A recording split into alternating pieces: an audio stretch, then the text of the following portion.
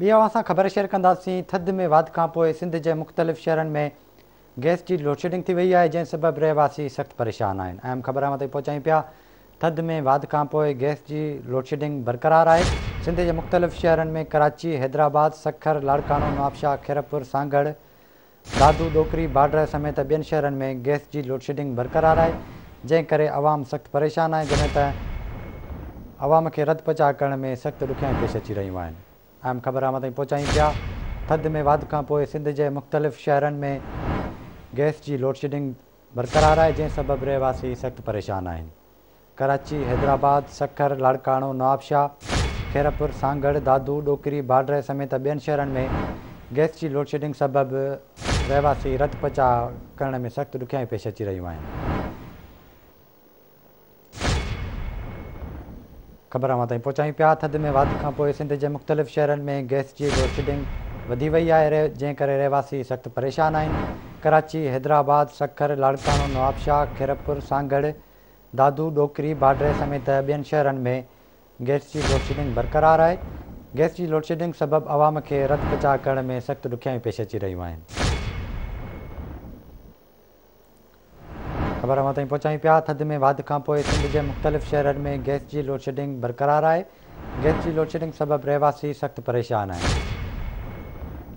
कराची, हैदराबाद, सखर, लाड़कानो, डोकरी, नवाबशाह, खैरपुर, सांगड़, दादू, बाडर समेत ॿियनि शहरनि में गैस जी लोडशेडिंग सबबि अवाम खे रद पचा करण में सख़्तु ॾुखियाई पेश अची रहियूं आहिनि।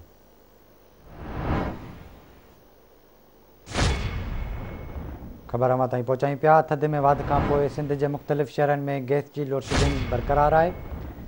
कराची, हैदराबाद, सखर, लाड़कानो, नवाबशाह, खैरपुर, सांगड़, दादू, डोकरी समेत ॿियनि शहरनि में गैस जी लोडशेडिंग सबबि अवाम खे रद पचा करण में सख़्तु ॾुखियाई पेश अची रहियूं आहिनि।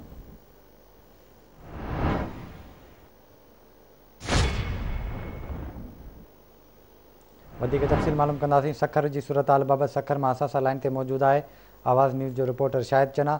जी शायद आगाह कजो, सखर में छा हिन वक़्त बि गैस न आहे?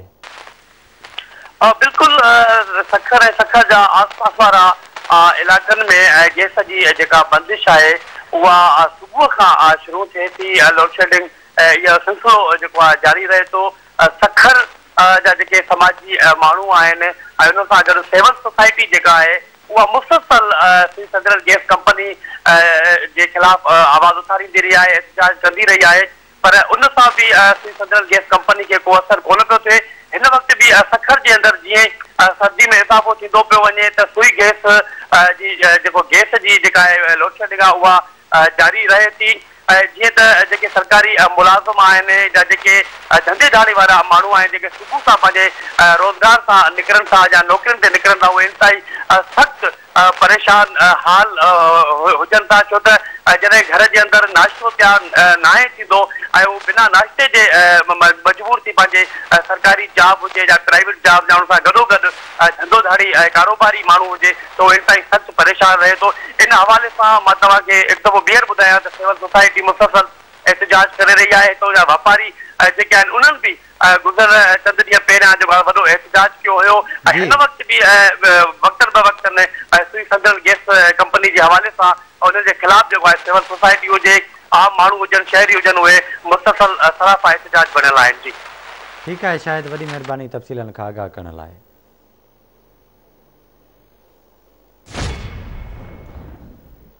थधि में वाधि खां पोइ सिंध जे मुख़्तलिफ़ शहरनि में गैस जी लोडशेडिंग बरक़रार आहे। कराची, हैदराबाद, सखर, लाड़कानो, नवाबशाह, खैरपुर, सांगड़, दादू, डोकरी समेत ॿियनि शहरनि में गैस जी लोडशेडिंग सबबि अवाम खे रद पचा करण में सख़्तु ॾुखियाई पेश अची रहियूं आहिनि।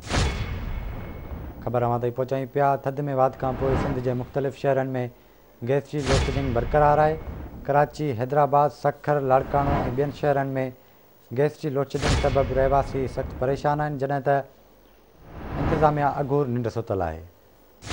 रहवासियुनि आला इख़्तियारनि खे अपील कई आहे त फौरी तौर ते नोटिस वठी गैस जी लोडशेडिंग ते बुंजो ॾेई परेशानी ख़तमु कई वञे।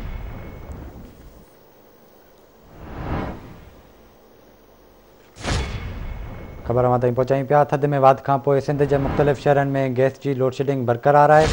कराची, हैदराबाद, सखर, लाड़कानो, नवाबशाह, खैरपुर, सांगड़, दादू, डोकरी समेत ॿियनि शहरनि में गैस जी लोडशेडिंग सबबि रहवासियुनि खे रत पचा करण में सख़्तु ॾुखियाई पेश अची रहियूं आहिनि।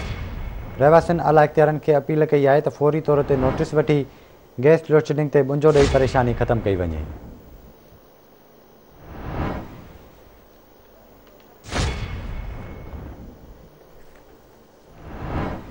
ख़बर ताईं पहुचायूं पिया। थधि में वाध खां पोइ सिंध जे मुख़्तलिफ़ शहरनि में गैस जी लोडशेडिंग बरक़रार आहे, जंहिं सबबि रहवासियुनि खे रत पचा करण में सख़्तु ॾुखियाई पेश अची रहियूं आहिनि।